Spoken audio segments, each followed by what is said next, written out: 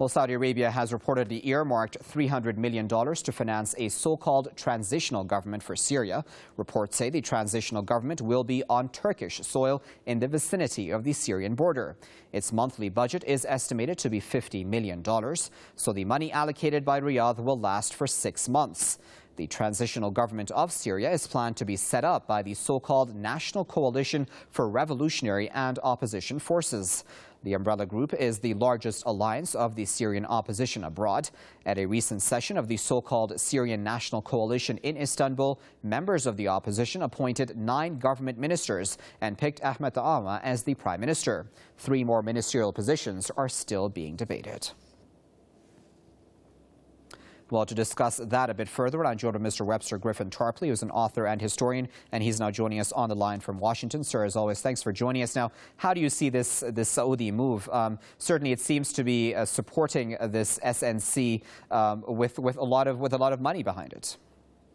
Well, we're seeing a very interesting pattern that is now developing, and it's the idea that we have the former imperialist powers, right? The Suez powers of 1956, the British and the French, the Sykes-Picot powers of World War I. These two wrecked imperialisms, the British and the French joining together with Saudi Arabia, and the United States instead gravitating, believe it or not, towards Russia, at least on some items. This idea of having a Syrian provisional government was something that the United States didn't want. Kerry, if we can believe the news accounts, Secretary Kerry tried repeatedly to stop this from happening, saying that this was a way for these rebels of Syria to try to block the convening of a Geneva conference.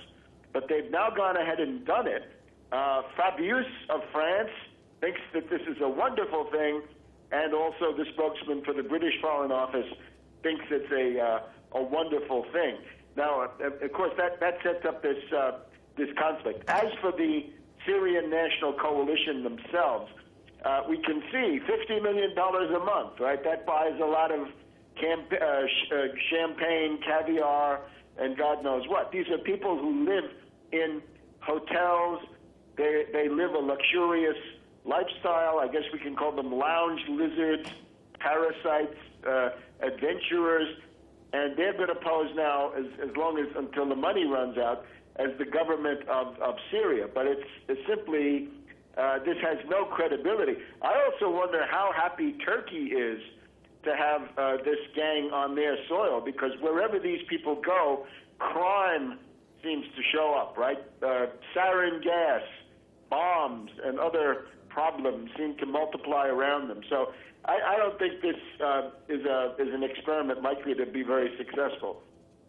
We just have under a minute left, Mr. Tarpley. So then going forward, what do you think will happen with this experiment, as you call it?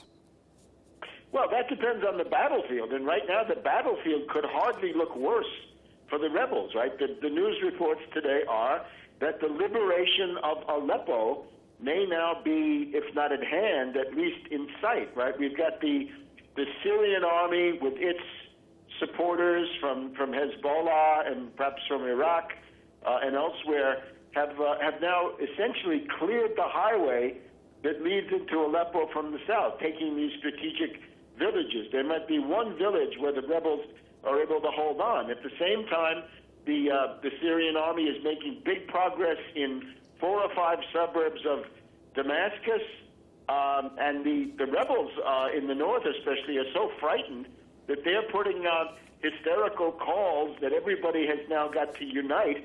Of course, what they've never been able to do. Everybody should unite, they say, to try to prevent the fall of Aleppo. If you get the fall of Aleppo and the loosening of this ring of terrorists around Damascus, I think what you've essentially seen then is the beginning of the end of the military rebellion in Syria. You get into a phase of mop-up where the position of the rebels would become critical, desperate. Okay, we'll leave it there for now, but of course, as always, we do appreciate your insight. That was Mr. Webster Tarpley speaking to us live from Washington.